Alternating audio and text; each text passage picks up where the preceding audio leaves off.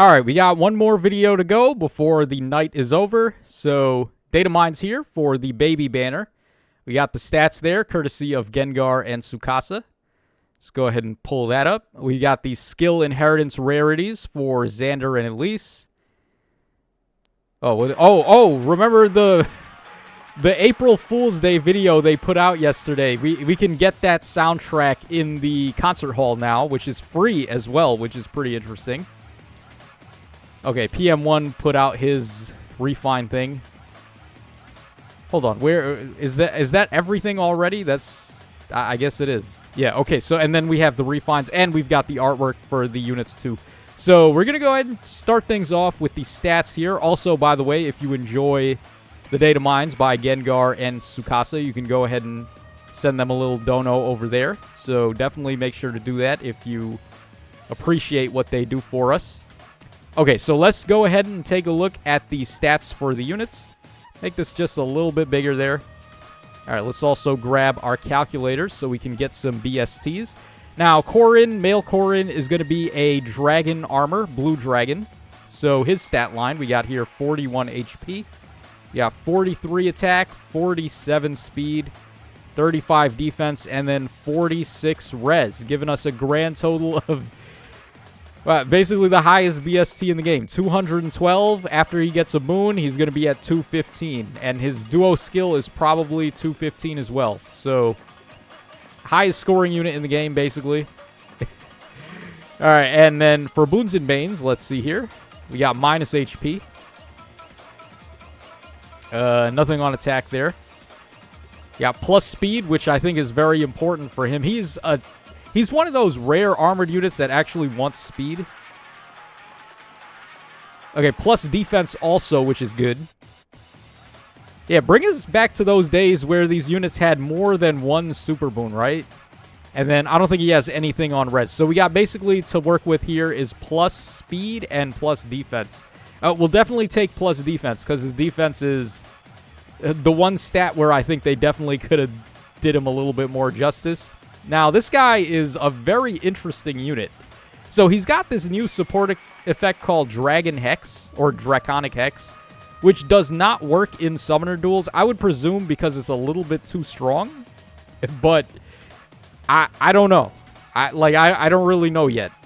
It should be usable in every other mode, though. So arena mode, which, God forbid, you run into this guy at plus 10 in arena. That's like an instant loss. Or if he's in Aether Raids. Now, that's where things get a little interesting. Because you guys know, talk has been had that Tacho has joined the dark side, right? My defenses, I'm always trying to upgrade them. Make them as hard as possible for people to beat.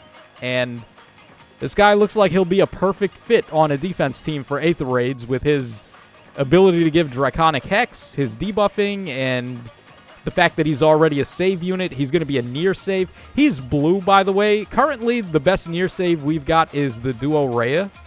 And she just gets turned into a paper plane by... She gets folded into origami by the Emblem Erica that just recently came out. Is Corrin going to suffer the same fate? I don't think so. But we'll have to see. His duo skill also seems like it's going to be a really good one for a summoner duel specifically, where he sets up the water tiles in a massive radius, 3 spaces of him, and then it's for 2 turns also. The water tiles are basically just as good as the fire tiles because they block out enemies from, or ranged enemies from moving through them. So that's definitely very good. He seems like an awesome unit. Like, I don't know what else to say. He's just very good. Okay, then we have Leo over here. Leo, I think, is probably the weakest unit of the banner, but even saying that, I think he's definitely got his utility. So we've got 40 HP, 49 attack, very high, 27 speed, 16 defense, and then 48 res. Gives Leo a total of 180. He is a Tome Cavalry, so that makes sense.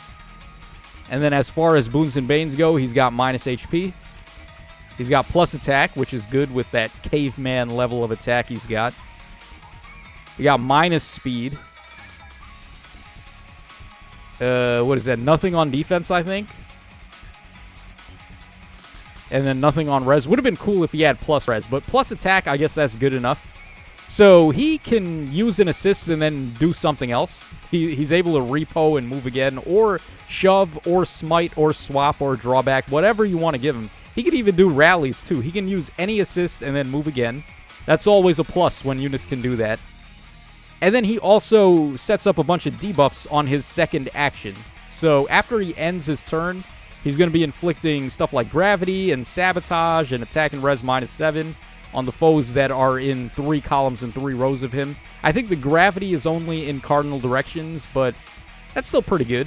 Like, gravity is still one of the better debuffs you can do. So he seems okay. He's got speed, or he has a new detect fodder skill. It's attack and res. And detect is okay. Like we've seen on Ninja Lucina, it definitely has some good utility, especially on these allies that can repo or do an assist and then move again. So he should be able to make pretty good use of that. He also has crystalline water, and he's got attack and res insight hone. So he can be a team buffer too if you want him to do that. So this guy, he seems pretty good out of the box. His base kit is very competent. He's got a lot going on there. I just wish, like, I feel like he could have been doing a little bit more in terms of damage and maybe even cooldown support for himself, because they want him to spam AoEs, and that's like, that seems like it's going to be a little bit tough for him to consistently get cooldown. Cavalry types are not the easiest to get cooldown for because they lack all the times pulse variants and so on and so forth. But yeah, he seems okay. He's just, when we compare him to units like Corrin and Camilla, he's definitely way behind. So Camilla is up next. Now, flat Camilla, not really my favorite look for her, but I mean, it is what it is. 40 HP. We got 46 attack, 48 speed, 35 defense, and then 25 res. Gives us a grand total of 194. And then for her Boons and Banes here, we have minus HP. Yeah, nothing on attack there. You got plus speed, though. Plus speed is good. Nothing on defense. And then also nothing on res, I don't think. So her BST looks pretty good overall. Like, for a flying melee type, that's solid enough. Now, what's interesting about Camilla is that she has one of the craziest B skills right now. So, first of all, she has pass. So, Warp Bubble and all that stuff is not going to stop her. She sets up Divine Vein Haze on the nearest enemy and then foes within 2 spaces, I think it is, or something like that. Now, Divine Vein Haze is a really good status effect because it does all stats -5 to the foes that's standing on it. Then it also nullifies any bonuses they may have.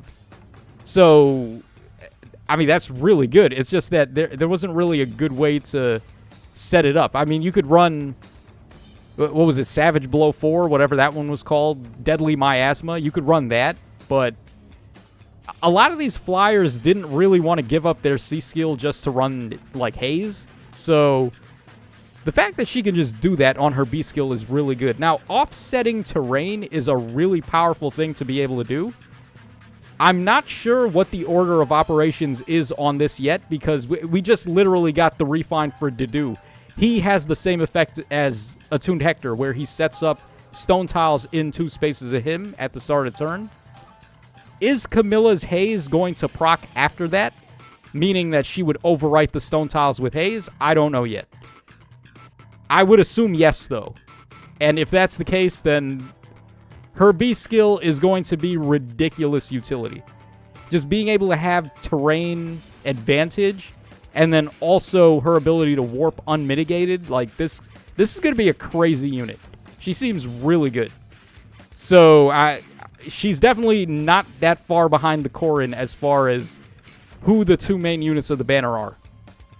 Okay, next up we have Baby Elise over here. Well, baby Elise. She's double baby. She was already a baby. Now she's like even more of a baby. So 38 HP. We got 47 attack, 47 speed, 17 defense, and then 31 res. So 180 overall BST. And then Boons and Banes here, we've got minus HP, Yeah, plus attack. That's good. Nothing on speed there. We got nothing on defense, and then minus res. Okay, well, plus attack is fine. This Elise is very good for a demote.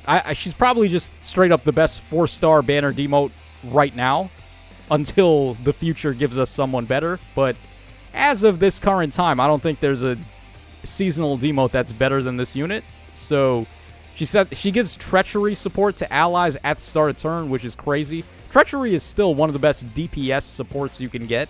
It's basically just Blade Tome as a support. So obviously that's very good. She's also a staff type unit. She also has a gold border A skill. Now it's only for staff types. It does include dazzling staff and then a bunch of attack and speed. It's basically like the opposite of sway attack speed, which gives wrathful staff and then a bunch of attack and speed. This one does that, but then it also gives you dazzling staff instead of wrathful staff. So for those units that have preference weapons with built-in wrathful staff, they're going to prefer to have Elise's A skill now. So that's pretty good. She also has, what was it, even recovery, I believe, in the C skill, which is pretty good for a demote too. And she has return. It would have been nuts if they gave her Ice Lock out of the box, but we can only win so much with a demote. So I'm perfectly fine with return. And then they gave her Holy Panic. I would have preferred Holy Pressure, but again, we can only win so much with a demote. She seems very good. I don't know if you want to go for her as a merge project, though, because she's not really arena-worthy in terms of score.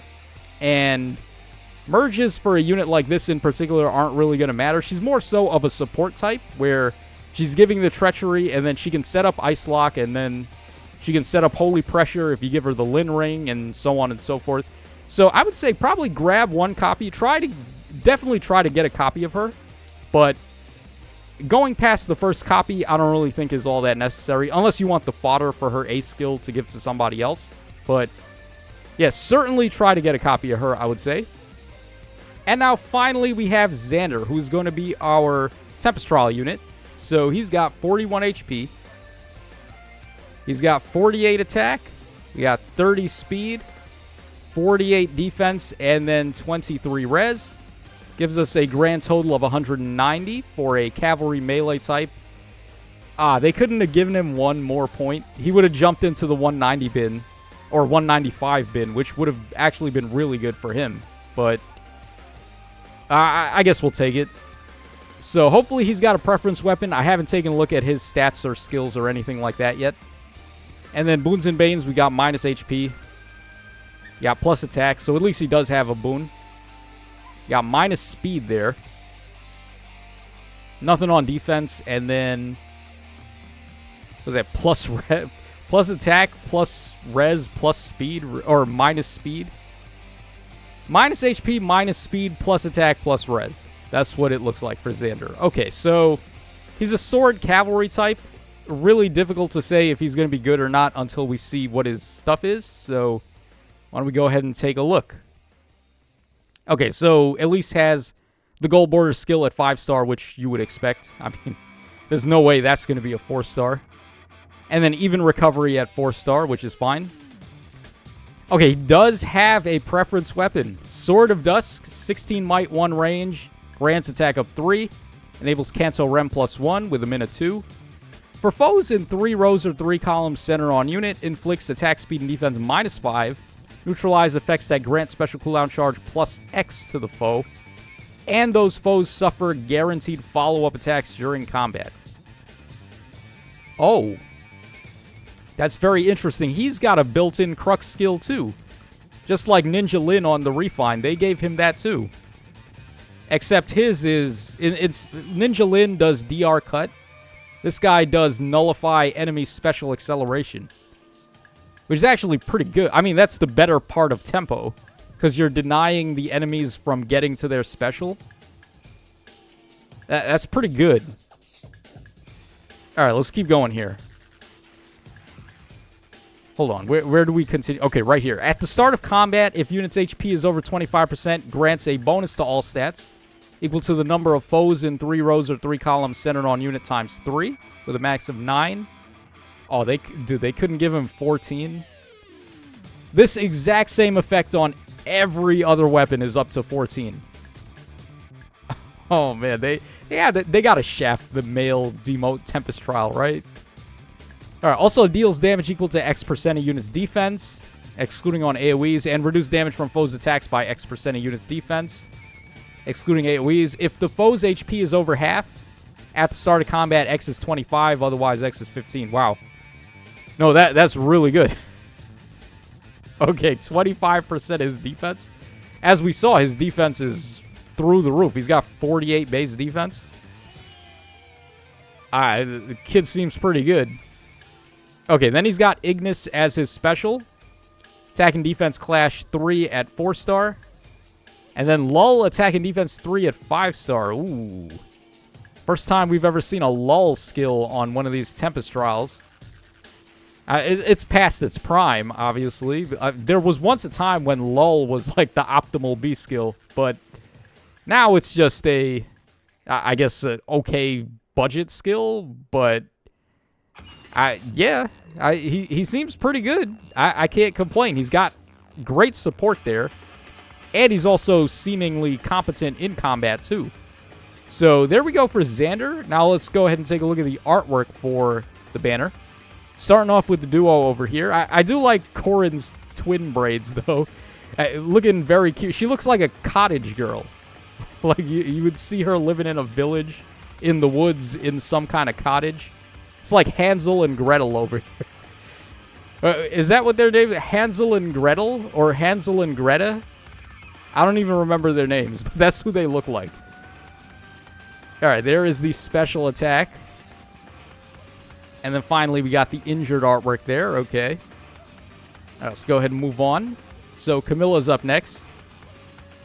Very dressed up. I mean, we all know what Camilla turns into when she grows up. A very big baddie. A very big and thick and juicy baddie. But y'all got to start somewhere. So, here we are with Nun Camilla. All right, there's the attack. That one's pretty cool. I like the axe swing effect there. That's a really nice pop. All right, and then we got the injured artwork there.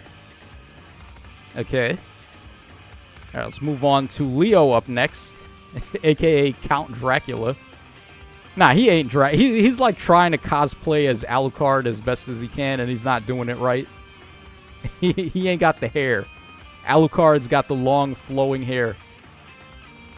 All right, there is the attack for him. Special attack. Okay, nice colors there. I like the purples. All right, and then finally the injured artwork. Okay. All right, next up, Baby Boo Boo. All right, there is the... She kind of looks like Sailor Moon a little bit. Yeah, I mean, it's been a hot minute. When was the last time I even saw Sailor Moon? When it was on Toonami, like back in the 90s. I seem to remember Sailor Moon like doing her hair like this one time, though. I don't remember. Alright, there's the special attack. Maybe some Sailor Moon fans and experts can fill me in. Alright, there's the pouty face for the... That's a cute injured art, I guess. That's like a top 10 cute injured art. With the pout. Alright, and then finally we got Xander over here. He looks pretty cool. I actually like his outfit there. Alright, there's the attacking artwork. Oh, wow. That's really good special art. Face could be a little better, though, but... I mean, everything else here looks pretty good. And finally, the injured art. That's a cool injured art, too. Yeah. I mean, this is a pretty good-looking banner. So, let's just refresh one last time. Make sure we didn't miss anything. Okay, we don't want to spoil anything yet. And then people are voting on refines and all that. Okay, so that's pretty much it, looks like. Let me know what you guys think in the comments section down below. If you want to know whether or not I think you should summon on this banner, I would say yes. At the very least, try to get a copy of Elise, because she's not going to be that tough to get. She's only a 4-star, so you can probably get her in about like 30 orbs, maybe. And while you're doing that, you may as well try to get one of these two very bombastic children, Camilla or the Corrins. So, yeah, let me know what you guys think in the comments. This is your boy Tacho signing out, so take care, and I'll catch y'all again on the flip side.